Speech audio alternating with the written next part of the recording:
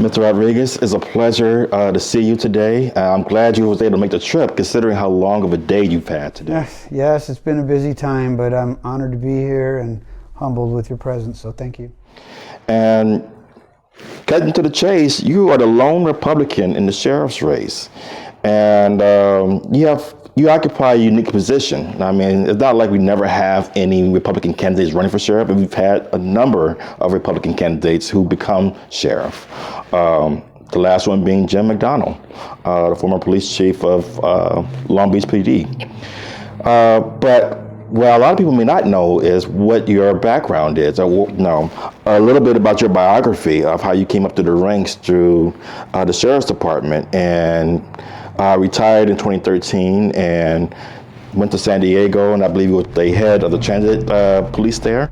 Yeah, I was the deputy director of transit security for the Metropolitan Transit System, which is the red trolley system, is what everybody in San Diego knows it as.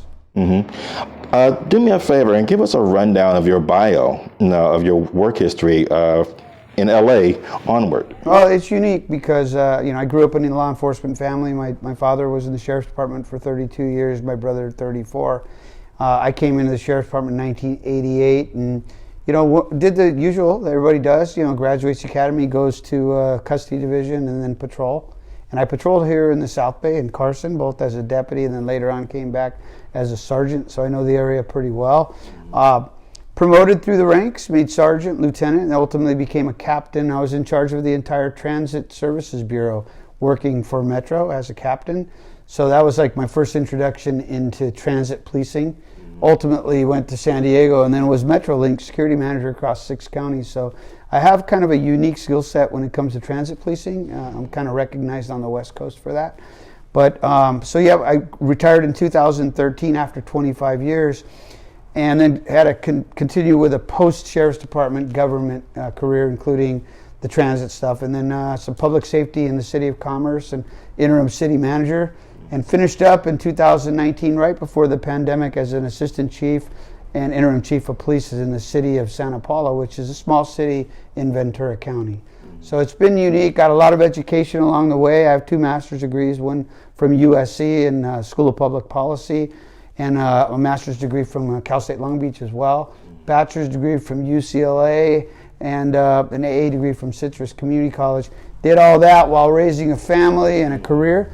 So what makes it unique is that I not only have the client or the contractor's perspective as a sheriff's department. We contract with 41 cities, but also I've been the client. So I kind of had their playbook for the people that I worked for. I know that's right. And what's also interesting about your biography is that you've also been a change agent within the department, at least when it comes to the union. I believe back in 1998, yourself and Mr. Villanueva led an uprising of sorts because the union had decided to support Sheriff Block at the time. While you guys knew, for the most part, that the rank and file mostly supported Mr. Baca.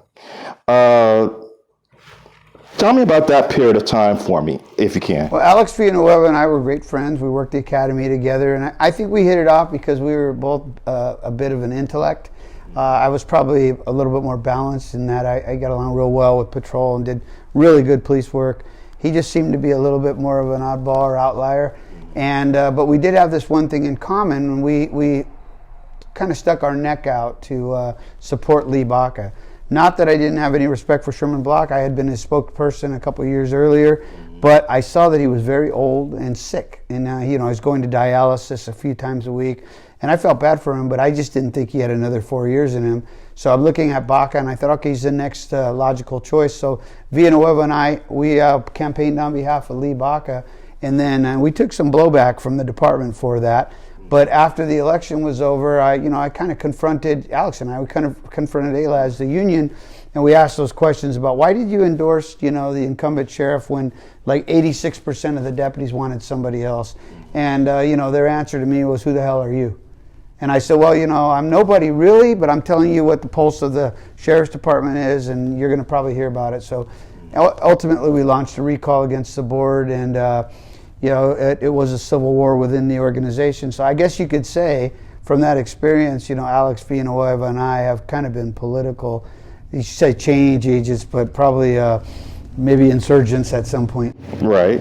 And more importantly, you guys were not just questioning their decision to support Sheriff Block, but you were questioning their finances, their board makeup.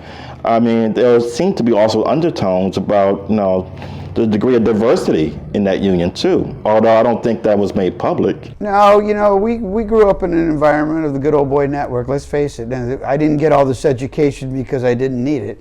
I always felt like if somebody has a bachelor's degree, I'm going to need two of them to get ahead. And I know Alex had a lot of education, and he has a PhD to this day. So we pushed hard and to level the playing field. We didn't really go there as far as race goes with the union, but we definitely questioned their finances, and I really questioned their customer service.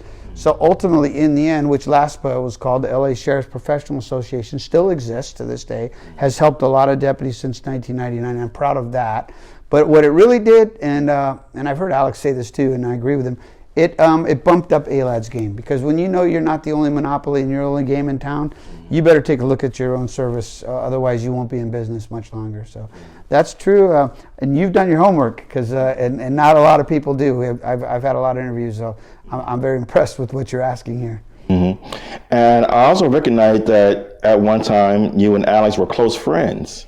That's right, we were. And what happened with Alex was, in 2005, he began what I call going rogue. He sent a letter to the command staff or an email calling him morally bankrupt. And, that doesn't do much for your career. So, when he always talks about that he was targeted and he was discriminated against, or he spoke truth to power, make no mistake about it, most of that was brought on by himself. And a guy like me who has 3 kids and at the time a wife that didn't work, hey, I need career. So I backed my family up. So Alex and I parted ways. He's pretty bitter about that to this day, and I just say I supported my family. You mean tell me the end of your friendship was simply a political difference? That's correct. Yeah, and it was unfortunate that he didn't view it as anything more than that. It was just, hey, I can't ever talk to you again if you're not going to be with me. In his world, things are, it's either you're with him or you're against him. And I don't think like that. I've met a lot of people in this campaign that they're either with me, they're not with me, or they're against me, okay? So there's that category of gray where you're like, hey, it's cool. It's just business, or, you do your thing, I do mine. But in his world, it's black or white. You're either with him or against him. So when we went our own way, which I thought was a deeper friendship, that was it. He didn't want to talk to me again.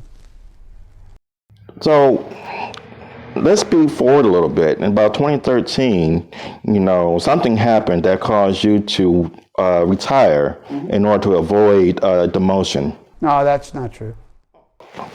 Correct the record, please. The correct record is I had a sergeant and a deputy that did something unethical at the off-duty foot race in Baker to Vegas, right? I was up there as an acting captain just representing the team, knew nothing about what they did. And when I found out about it in the morning, and it wasn't even so much that they were cheating, it was they were trying to finish out the race. And a lot of people travel up there with family and entourages, so you're there to run. So if you don't have a runner show up like we had, there's a gap and it's over. So everybody from that point on just traveled to Vegas for no reason and bought hotels and what have you. So they found this guy that they had traveled up with because they didn't have a runner. They put him in the race and sent him and finished out the race. We finished like 250th place. It's not like we took home a gold medal or something, right? And I reported it the next day when I found out about it to a commander, and he stayed in Vegas. I came home to be with family, and he just had a lapse in judgment and didn't do the right thing, and disqualified the team. And 5 months later, somebody wrote a letter saying, I think it was somebody, the way I've heard it, somebody who was disciplined by us or by me, wrote a letter saying we were corrupt and what have you, which wasn't true. Baca, who had the same week that he relieved us of duties to figure out what had occurred here, had lied to the FBI, committed perjury, and was trying to take some heat off of himself, and decided that he wanted to discipline the executives for this, which was unprecedented, unnecessary, unwarranted, totally unjustified. I went to his office. I told him what he was doing was wrong. I never even defended what they were trying to do. So people can bring out these allegations, but I never went through any due process. I told Lee Baca, I'm not going to be held responsible for this. I have all these master's degrees. I have all this talent. I will take my talent elsewhere. And I retired. People can say he was avoiding demotion and all that. No, I was actually practicing my leadership and integrity and not working for a corrupt regime like Lee Baca. In fact, it's on the record, I'm the only executive that stood up to Lee Baca during this corrupt time. And I'll make it also very clear, I left and I went to San Diego. 5 months later, and nobody knows this story, but 5 months later, he sent a chief, Chief Sexton, a sergeant and a lieutenant to come down to San Diego to recruit me back to the sheriff's department because LA Metro wanted me to negotiate a long-term contract, 10 years with them, and they only trusted me to do that negotiation. And I told Lee Baca, I went back to him and I said, you're going to lose that contract, which at the time was almost like, it was like 86 million working its way up to 100. It's 130 million now. I said, you're going to lose the contract if you don't do the right thing, boss. And he said, can you come back and work the negotiations? And he was trying to get me to come back and at a different rank than I started. And I said, no, it's not going to happen. So we negotiated. Different? You mean a lower rank? A lower rank, right? So here's what I told him. I will come back. I will come back on what they call a 120-day contract. And when I deliver that contract to you with the sheriff's department, working with the chief, I will be restored at my rank, captain, in good standing. And when Lee Baca stepped down, I think it was January 7, 2014, I think it was, the paperwork was being done up by both the Board of Supervisors and LaSera, our retirement board, to restore me back to the sheriff's department. I didn't come to him asking for my job back. He came to me. I was not corrupt. I was not held accountable. I did not get any due process. I just said simply, you're not disciplining me for something I didn't do. Now, some might argue, how come you didn't stay in your position and fight it? Because Lee Baca was a very vicious man, and you're not going to fight the sheriff. When you're a captain in the sheriff's department, you're an at-will employee. You can be demoted from a blink of an eye. And if I'm sitting here fighting Lee Baca publicly, nobody beats the sheriff. It's that simple when you're an executive. So I didn't need to tolerate that. I just figured, hey, I got my 25 years in, did my time, my lifelong insurance is intact. I'm going to go on, and I've always kind of fancied having other careers anyway, so he just played right into my hand. But it was painful to me because he tried to paint me and the others out as being corrupt. The fact is, the only deputy that was involved in that case stated on the record at civil service that Matt Rodriguez had nothing to do with this. So, when you're blamed for something you didn't do, and he wants to hold you accountable, and he has the iron fist over you, it's pretty distasteful. So I just left. I retired and went on and have had a very successful career. And I would argue this, not only to your question, but to anybody else. When you're corrupt, you don't become a chief of police. You don't become an interim chief of police, an assistant chief of police, an interim city manager. None of that. So Villanueva could make these claims all he wants. I've had multiple background investigations. He went on CBS and said I belong on the Brady list. Now the Brady list is a list where they put cops that are either proven liars, dishonest, or corrupt. And, I'll take him to task on that. I don't know anybody on the Brady list. I don't know anything about the Brady list. And nobody in our case, this incident we're talking about, was on the Brady list. And I'll leave you with this thought. Both the other captain who had been demoted and the commander who had been demoted not only were promoted back to their regular ranks, but went an additional rank, including Alex Villanueva promoting Chief Jordan to chief. So how corrupt could they be? Wait a minute. These are people who were demoted and got promoted after they were proven that they didn't have anything to do with it? Well, they served their penance, I suppose you want to call it.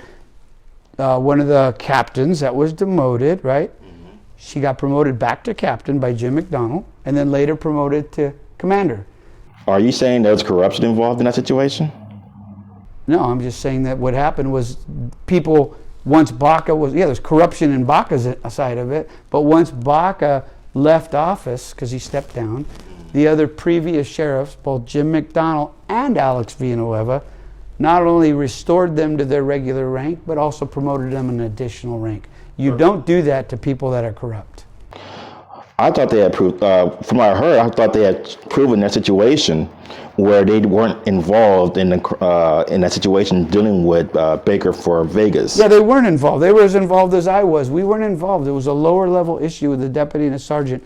It just took time for the new executives and sheriffs to figure out These So guys you're trying to say there was no process that was involved in where they got adjudicated as being innocent, but instead they were used as whipping boys and then restored to their proper rank and above after the whole thing blew over? No, what I'm telling you is that they had unjust charges put on them, including me, and then they went through a corrupt process which sustained their findings. You know, if you're going through a kangaroo court, which is being run by the sheriff, you're not going to come out ahead.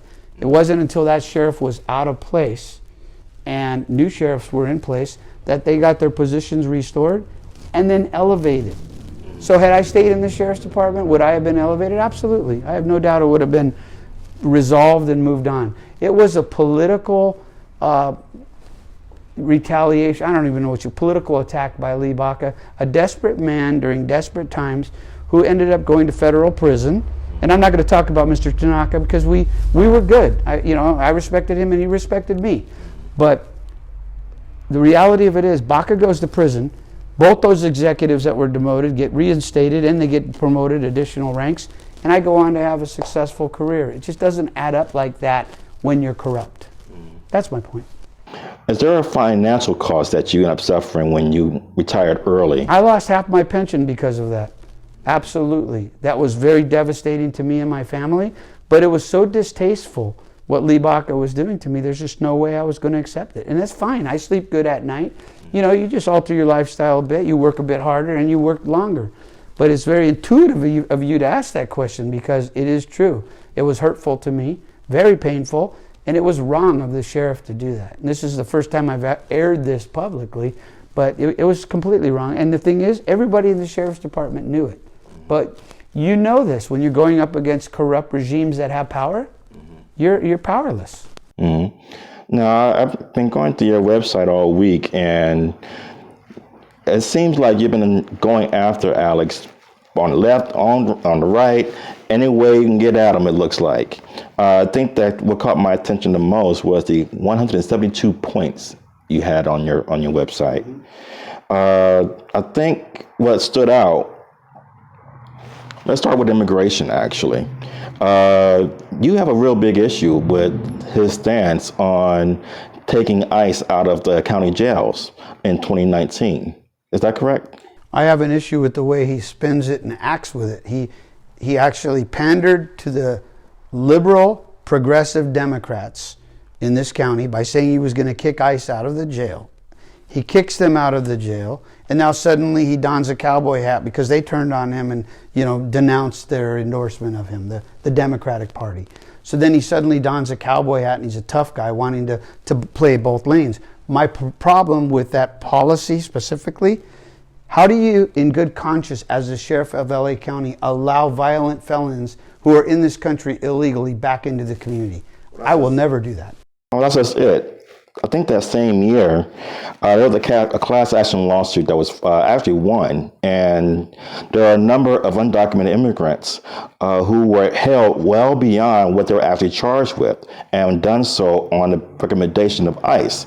Mind you, there were no charges keeping them in custody, and so it became a constitutional issue. And matter of fact, LA County had to pay $14 million.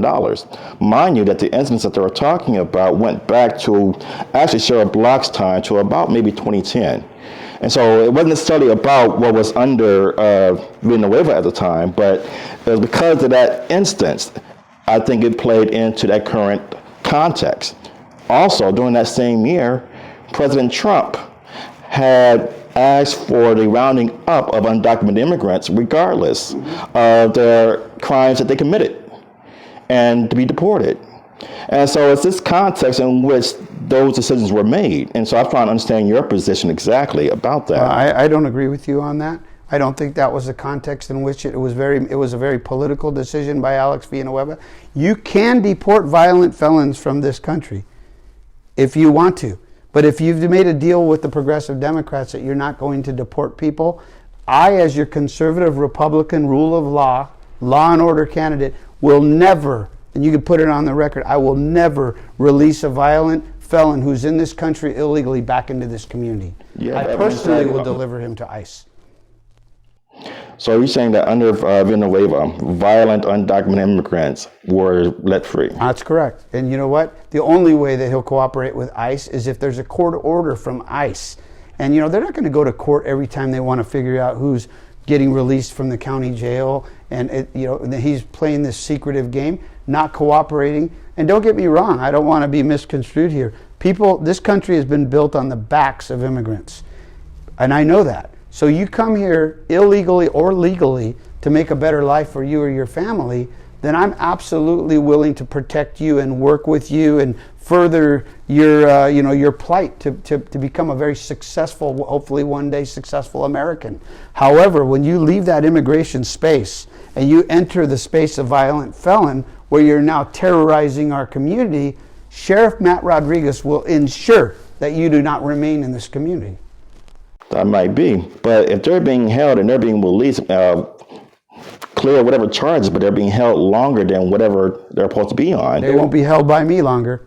They'll be released to ICE, federal authority, and what they do with them is their business. My job is to remove them from this community if they're violent felons. And I'm not the only person in this county who thinks like that, because my campaign has taken me from one corner of this county to the next. And when I make that statement publicly, the room I'm in, generally with conservatives, erupts into applause. True. However, Republicans in California are basically a small minority at this point. Well, that's a different issue, right? We're talking about immigration. We're not talking about the number of Republicans. No, But you'd be you're not surprised. right I about will that. tell you this. This utopian philosophy that the liberal left progressives have sold to this community and have sold to the politicians and forced them to buy into. Forced them. Yeah, basically, or under threat of being removed. Where's it got us? 100% increase in violent crime, 100%. When you say 100%, because keep in mind, the highest point of crime, violent crime, was in the 90s. Are you trying to tell me that right now we're at the same level of crime at that point? No, I'm absolutely not saying. So when we're talking about 100% rate of We'll increase, just talk about the next from year to year, and these are Villanueva's statistics, not mine. I use his statistics. are they good statistics? Yeah, well, you have to ask him. He's the one that's going on TV saying that he has a 100% increase in homicide and violent crime. We're not talking about 1990s. I was in patrol and there was 1,000 murders. And you would say that even with the rate of increase right now, it does not compare, or does it compare to that in the 90s? It's getting there. Really? It's ticking upwards. It's ticking upwards. But Is what it did we there? do in the 1990s? We're at its height. Are you Very gonna say we're there? aggressive policing, right? We had 3 strikes laws. We had laws on the books that allowed you to take people to jail. Prop 47 was not in play, decriminalizing over 100 felony offenses. AB 109, the realignment of prison. Prop 57, the sentencing guidelines. None of this stuff was in play. This is what I'm talking about when I talk about, and I don't want to go into this woke thing that Alex uses, okay? I'm just going to call it progressive liberalism that has sold this whole utopian philosophy that we don't have to prosecute and everybody's treated equal, care first. I'm telling you, sir, it's not working. We don't know if it's working. What we do know is that the funds that were there have not been helping communities that actually need the help. That's another issue now. I'm willing to do that. I'm willing to create programs to break cycles of violence. And I'm the only one that says, look, who's getting killed? People in communities of color, okay? Black and brown. Who's going to jail? Black and brown. So how about we just get into those communities and solve the problems, break the cycle of violence, break the cycle of gangs, break the cycle of drugs. And I'm not talking about aggressive, hard-nosed. I'm talking about constitutional policing. We've had 50 years of various forms of constitutional and unconstitutional, and it has not worked. I didn't say unconstitutional. I said Constitutional and policing. unconstitutional. No, here's the thing. There's this cute saying that goes around. We're not going to arrest our way out of these problems. And I agree with you. But we're not going to arrest our way out of these problems. You don't hold criminals accountable. You let them go into stores and break windows and steal things. You allow them to buy, sell drugs, run around with stolen weapons, weapons without serial numbers, illegal ammunition. That doesn't help our society. I'm sorry. I've been doing this my whole adult life. I don't think anyone would say don't stop doing those things. But there is a level of over-policing to a degree in where people are spending most of their lives on crimes that are far minor than the ones that you're talking about. I agree with you. I don't believe in oppressive policing. I believe in taking our current law enforcement mentality in Los Angeles County and taking it from a gladiator mindset to a guardian mindset, where we're peacekeepers in this community, not just enforcers of the law, but we got to get there first. And the way to get there is you got to put some bad guys away. We have a DA right now he's not failing to prosecute people, failing to hold criminals accountable, no consequences. I don't agree with that, to the point that like 500,000 people in this county have signed a petition to remove him. It's not half of people. There are people in his own office, mostly prosecutors, actually all prosecutors, who don't like his position. Well, hold on. That's a few hundred, but they got 500,000 signatures. It wasn't hard to get them 500,000 signatures, especially when you have people telling that crime is what it was in the 90s when it's not. I wouldn't say I'm not just saying you. I'm saying that's what it's been doing. The rate in crime is being hyped up to a level where it's whipping up fear to a degree that is not necessarily warranted. Crime is rising. In fact, It is rising. Sheriff Villanueva says it himself. We're not like the 90s, though. Not yet, no.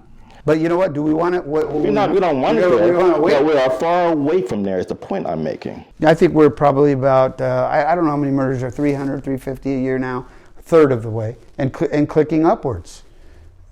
Are you saying this is just news and this is just propaganda? Crime is up. It's dangerous in LA. People are being followed. I would say it's rising, but it's not to the level. People will think, well, hey, we're in a dystopian environment right now. It's like the mid 80s, or the height of the violent crime epidemic was the early 90s. Yeah, I wouldn't say that. I lived through the kind of like the beginning of the Crips, the beginning of the Blood, the Mexican gangs were going off, Asian gangs were fighting. It's not to that extent, okay? But we can't let it get back to that. Nor was anybody arguing that. But there are a lot of things that we don't have that was eliminated during that same time period, such as mental health facilities, such as actual care for actual homeless people. It's not like we just now had homeless people. We've always had it, except now that it exploded due to the fact that there is lack of affordable housing. And the actual tools that are used to actually deal with homelessness, frankly, police are not equipped nor should necessarily be involved in that. I agree with you. If there is one area of my budget, I'm not going to say defund, but I'll say reallocate, that I would reallocate, it's for mental health services. You think as a law enforcement official, I want to go to the same call where this guy on the corner is acting out day in and day out? I want to get him the mental health care that he deserves. I'm the candidate that says, look, let's knock down the central jail. It's antiquated. The living conditions were deplorable in 1988 when I rolled up there. And the working conditions were, at least we got to go home, but when we were there, it was just as bad. Let's knock it down. Let's build a mental health facility there that has an incarceration capacity for pre-sentence and sentence inmates. But the homeless situation that you speak about is really about mental health first, secondly, substance abuse, then housing third. So Prop 47 is a great example. It's a liberal policy that took the teeth out of the law. We used to arrest drug abusers. We used to arrest drug offenders, drug possessors, and then they'd go to court and they'd have an option to go to diversion and get into some sort of rehabilitation. That mechanism is gone now. It wasn't begun because of Prop 47. If they were being diverted, they were also getting diverted back to the streets because they were turning right back out again. Yeah, but we don't even have that option anymore because the deputies and law enforcement officers don't arrest anybody for drug abuse because it's barely a crime anymore to be under the. If I'm not mistaken, with Prop 47, the idea was they're supposed to go into treatment. That's right, but obviously the funding had not gone into it. But the funding was never there in the first place. Then you and I agree on that point.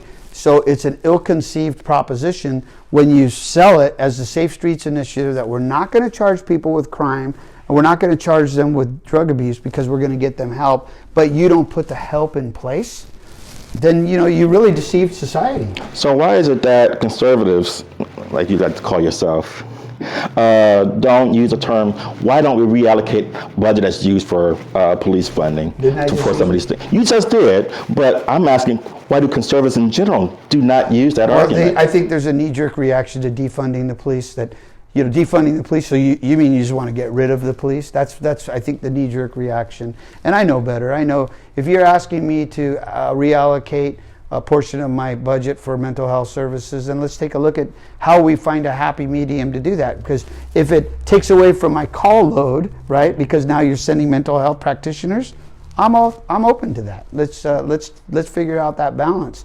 I want to just solve society's problems. And anybody who's advocating that a homeless person should not, that they should not be arrested when they're breaking the law, like the sheriff currently is saying, I don't arrest homeless people. Well, you know what? This candidate, the rule of law kicks in. If you're a homeless person and you're acting out and you're assaulting or doing what have you, you're violent, you will go to jail. But It's one thing about assaulting somebody, raping somebody, but it's something else in where you start enforcing rules that are designed to get them off the street, but not necessarily to solve a crime. Yeah, I don't agree with that. I don't agree with harassing or removing people off the street. I think we were way beyond that with civil rights. And You would think so, except that we have candidates running for mayor at one time doing that very thing and running on that platform. well, I remember when they went in, Bratton or whoever it was went into Skid Row and took everybody's property. Look, I have a very humanistic approach, an empathetic approach toward homeless. I think it's a basic human right for people to have shelter.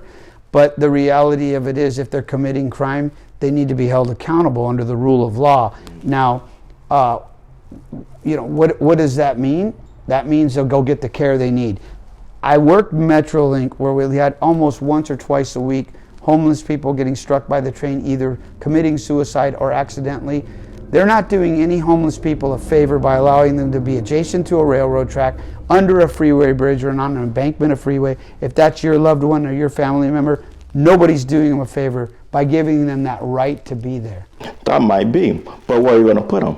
I want to put them into housing facilities with health care that we can build. Like I said, knock that county jail down, build a mental health facility with an incarceration capacity. Let's get these people the help they need. Another part of that homeless thing that people don't realize, in 1990, when I was a young man, methamphetamine first hit the street. It had a precursor in it, which is a chemical that they used to use, ephedrine, which they used to steal from the drugstores, right? Then they regulated ephedrine. So in Mexico, they started using a new chemical. I think it's called P2P. Well, it caused psychosis. And what happened was everybody started using that drug. And this was in the early 90s. They started having psychosis, schizophrenia, and all kinds of other stuff. So my question is, where are those people that I was chasing up telephone poles in 1990, strung out, on methamphetamine? Where are they today? I think a lot of them are in the streets. To move on a bit to your 172 points of issues with Alex Villanueva, I think one of the things that sort of stood out are his instances in where you attacked him for his sexist behavior and policy. I almost don't know about policies, but just certainly behavior, which was translated into lawsuits. Sometimes sexist, sometimes racist, or at least perceived to be racist. I'm asked that question because I'm thinking specifically of the interview that Mr. Villanueva did with Times columnist Gustavo Avellano. I read it. Forgive me for mispronouncing his name. I read I did. it. I think Ariana. What were your thoughts of that interview? I thought it was appalling. He was trying to talk about African Americans specifically that they have it better today than they had it, in historically. He's out of line by talking about it. That's not his space to be talking about that. He doesn't walk in the skin of an African American. You believe he was wrong? Oh, he was absolutely wrong. I thought he was way out of the box on that one. Were you surprised by his comments? Absolutely not. I'm not. Okay. Why weren't you surprised? I got 172 points on my website. I saw that. That's why I'm asking you. Well, no, the guy doesn't know when to be quiet. He needs to be respectful. And that decorum, professionalism, respect, dignity of the office of sheriff, that went out the window 3.5 years ago. That needs to be restored. This thing about women, look, where did he lose all of his political capital with the board? Because he tried to restore somebody who had been fired for domestic violence. We all know his name. But what people don't know is that he put 60,000 miles on his car driving Alex Villanueva around during the campaign. And that's a long time to convince the future sheriff that you're innocent, right? So the sheriff then tries to bring this guy in. He doubles down, he triples down, it turns into lawsuits, and suddenly there's a breakdown of communication and cooperation between the board and the sheriff, which the sheriff never been unable to recover from. There's other instances of women. He disrespected the board of supervisor Hilda Solis by calling her a derogatory name in Spanish, which means traitorous. And there's been other stuff with women in this guy. And look, I don't surround myself with people that disrespect women. I have the ultimate respect for women. I'm not restoring domestic violence offenders to the sheriff's department. They shouldn't be wearing a badge. But if you've known him for a long time, has he always displayed an anti-black bias? No, you know the man, I don't recognize the man anymore that I knew. I always knew him as a kind guy, a smart guy, a bold guy. But I always thought his intentions were noble. And what I see of him now is just it's kind of a desperate attempt to be a tough guy.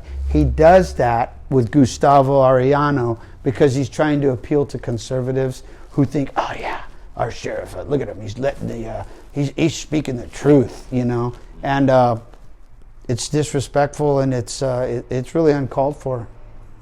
I was appalled by that article. Here's a doozy for you. Sure. Are you a Trump supporter? I voted for Donald Trump in 2016.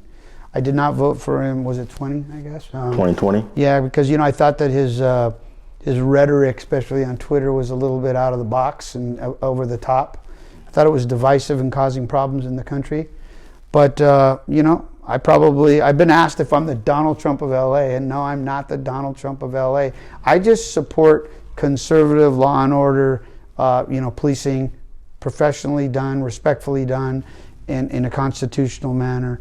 But to this day, am I like a big Donald Trump guy? No. Aside from his rhetoric, Yeah. you agree with his policies under his 2016. No, I didn't agree with you know, building walls and blocking immigrants out. I don't agree with that.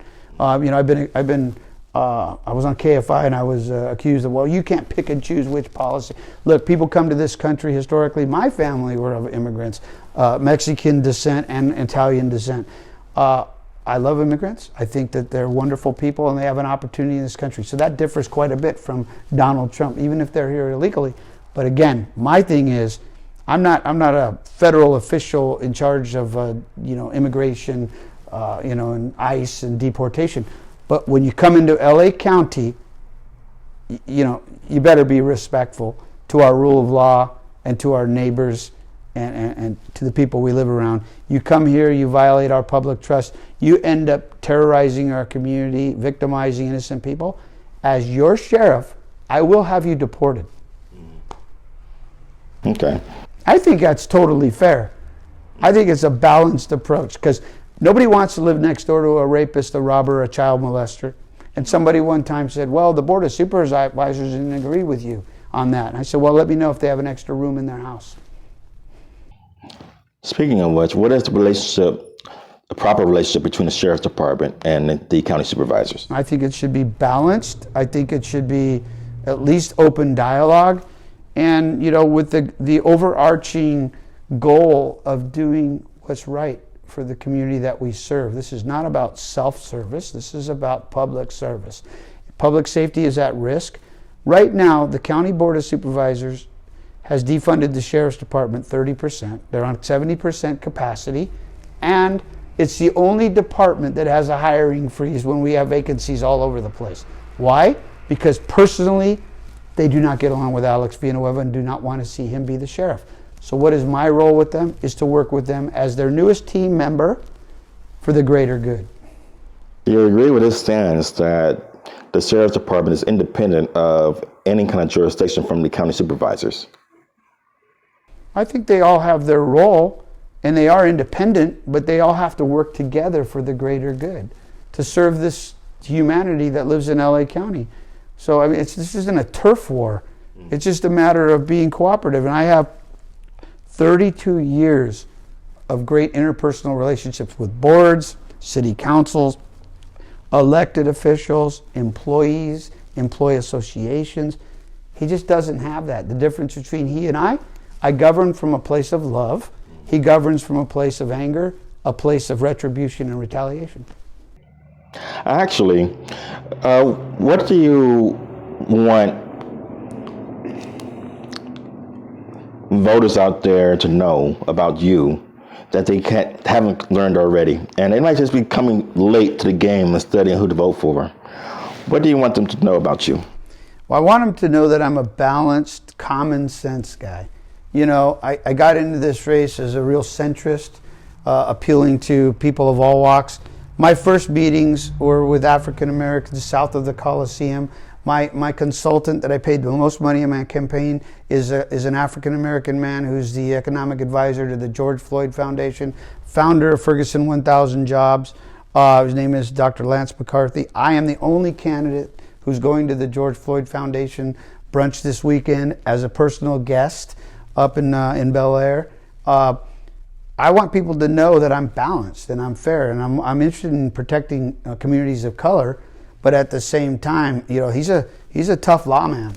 I've dedicated my entire adult life to protecting victims, and I don't like seeing people victimized who are innocent. I've been a victim of violent crime myself, and it's not fun. So I've dedicated my adult life to that. So I want people to know, hey, there's a guy that's willing to help work and clean up this community. I can be retired. I could go off. I had a place already out in the desert, Palm Desert, watching grass grow on a golf course. That's not for me, because when I see my beloved sheriff's department ailing, suffering, and I see the community that I grew up in going to USC football games and Dodger games, under siege, you may disagree with me, but that's how I see it. Then, a guy like me doesn't sit on the sidelines and say, all right, I'm good with that. I'm done. I did my time. Let me collect my pension. No, it doesn't work that way. I want to fix things. I'm a problem solver, and I'm a public servant first. Who's conducting the siege on the Coliseum? I mean, I'm not just saying the Coliseum. I said my platform started in a meeting at the Coliseum, but around Los Angeles, I believe we're under siege. By who? By the criminals. Okay. Who are in possession of illegal weapons, illegal ammunition, using them violently against innocent people. That's how I see things. You see that, but you also hope that more people become gun owners, right? Well, I didn't say gun owners. I'm going to give more people the right to carry a concealed weapon. Whether people buy guns or not, that's their business. But under the Constitution of the United States, specifically the Second Amendment, people have a right to bear arms, which shall not be infringed upon. Okay? Shall not be infringed upon. And that is a God-given. Even to the extent of assault weapons? You would like to see the people you're supposed to be protecting walking around with assault weapons? No, I didn't say an assault weapon. It's a concealed weapon. It has to be we have to be a handgun.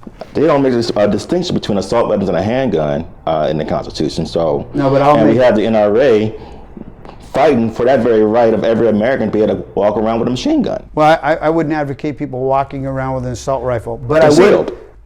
I don't know how you conceal an assault rifle, but you could conceal a handgun with Matt Rodriguez as your sheriff, because I want to level the playing field. Give you an example. This guy that just went and murdered people in Buffalo in a very racist, nasty, ugly manner. His only concern in his manifesto was whether or not somebody had a concealed weapon on them. That was his concern. Why? Because he isn't interested in getting in a firefight.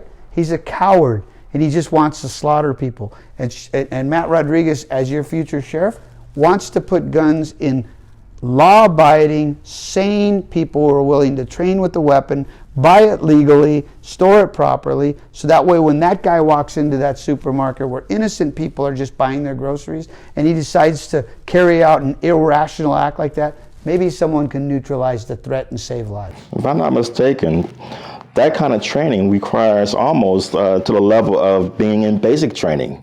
And even then, you probably more like be a danger to yourself and others than helping somebody. You don't need to be in basic training to possess a handgun. You just Not possess a handgun, but use it properly in a high-stress situation is what I'm talking about. Oh, hopefully you're trained and ready to go, and that's the whole purpose of sending you to these classes before I issue you a concealed weapon. So all they have to do is take a class, and they won't be affected by the high-stress situation of, let's say, an armed robber coming in, and you pulling out a gun and not accidentally shooting somebody who was not a part of the robbery? That could be an issue, of course. But what I want people to do, have a weapon on your person. Somebody comes in here and tries to harm you. You're just not. It's one thing to come to your house. Well, I strongly agree with you, but I'm talking about wherever you're at. Wherever you're at in the public. I don't want you to be a sitting duck to somebody who's hell bent on hurting you. I think it's just right that you be able to defend yourself. A lot of people won't agree with that. I have people that I've asked this question of that are close to me who said, I would just let him shoot me. Not everybody subscribe. Believe it or not, there's people like that. Hey, take me to God and we'll figure it out, right? No. No, that's not how I think, and that's not how a lot of people, especially conservatives in this town, they're not going at the hands of a victim. They're at the hands of a suspect. They're going to fight. I don't blame you, and I understand that mentality. But sometimes you can have that mentality of, well, I'm going to have mine, and I'll let God sort them out afterwards. There's people like that, yes. But not everybody. I'm not saying it's everybody. Freedom of choice. You know, it's like the vaccine, okay? I'm not mandating anybody to get the vaccine, although I'm not an anti-vaxxer. I've had the vaccine and the booster and still got COVID. So you know what? None of it makes sense to me. But you're alive. Yeah, but I don't know. Is the vaccine, did it keep me alive or is it killing me? I don't know. I don't think you know either. So therefore, I'm not making any sense of this. So what I'm going to do is not mandate anybody to get a vaccine. They have a right under the freedom of choice. They're the liberties. And I'm not even going to ask the deputies whether they're vaccinated. And as far as testing the deputies weekly, either everyone gets tested or nobody gets tested. Okay. And so we're still in the depths of a new pandemic with different virus.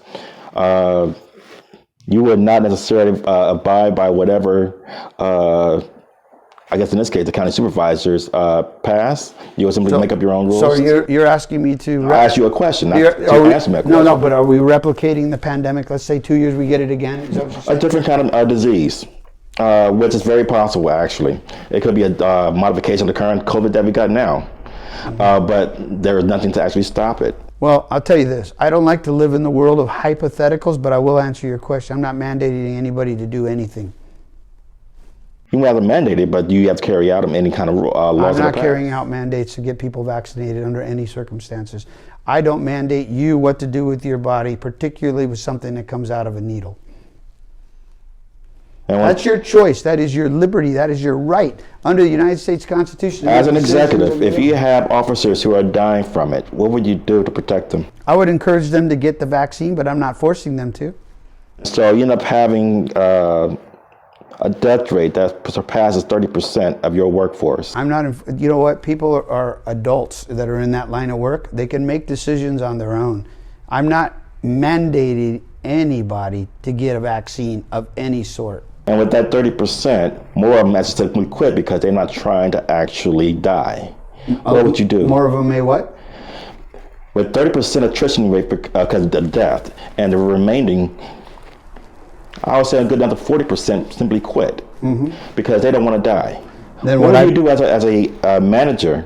Well, then what I would do is I would go on a very big recruiting mission, right, to get new police officers in. And if the Board of Supervisors wants to mandate it as a condition of employment to be vaccinated, then that's up to them. They'll have that right as a county official. You know that the reason why people are quitting because they're seeing their fellow officers dying around them from this disease because they're interacting with a public that's dealing with it and their co-workers are dealing with it. I would disagree with you on that. Oh, it's a hypothetical. Oh, I was going to say, because in reality, let's live in reality for a minute. They're quitting because they don't want to be mandated to put a needle in their body. Let's talk about reality. We're talking about a situation where a department is facing a 30 to 40% death rate. I think I answered that. I'm not mandated anybody to do anything. But then I just took you to reality because this is the reality. The deputies. No, our current reality is not that high. No, but it is. You know how many of these? I think there's 4,000, roughly 3,500 deputies that are not vaccinated. Do you know how many of them are willing to walk? A lot. Why? Because they want their liberty to be intact. They'll go to other states, they'll go to other cities, they'll go to other agencies. It's the truth. Don't ask me, ask the guys at ALADS, they'll tell you. No, I don't disagree with you. I believe wholeheartedly that's the case. The problem here is that we have not been faced with a pandemic to the level where 30 or 40% of your department are dying and the rest are faced with a decision of what to do. Well, you know, I think this conversation would have been probably very appropriate 2 years ago or a year and a half ago. That ship has sailed. You know, try to put this country under another lockdown, you're going to have a civil war. It's over. Forget about COVID. Let's talk about crime. Let's talk about homelessness. Let's talk about George Gascon. Let's talk about liberal policies that are destroying this community. Forget about COVID. That ship sailed. And everybody out there will understand what I'm talking about. Conservative policies have not gotten to a place where we have gotten beyond needing these policies to actually protect people. It's not just liberal policies here. We're dealing with the legacy of conservative policies. Okay, so look at this policy from the Board of Supervisors. If you are vaccinated as a deputy sheriff, you're immune. I'm not immune, but you're free from testing. Okay, if you are vaccinated, you don't have to test. It's the deputies that are not vaccinated that have to do weekly testing, and they're doing the testing at home with these self-tests. But to get back to the nonsensical policy, I was vaccinated. I got COVID. I speak from experience. If I was vaccinated and a deputy sheriff and free from having to test, and I have COVID because it happened to me, and I'm going into a 90-year-old lady's house to go take a report, spreading my COVID on her, how much sense does that policy make? Zero. So I don't uphold nonsensical policies, nor do I mandate people to do things in which they should have their liberties intact to make choices of their own. Mr. Rodriguez, I appreciate you coming through. Yes, I appreciate you for your due diligence on your questions and your professionalism. And like you said, the doozies you threw my way, man. Thank you. All right. Thank you for coming through.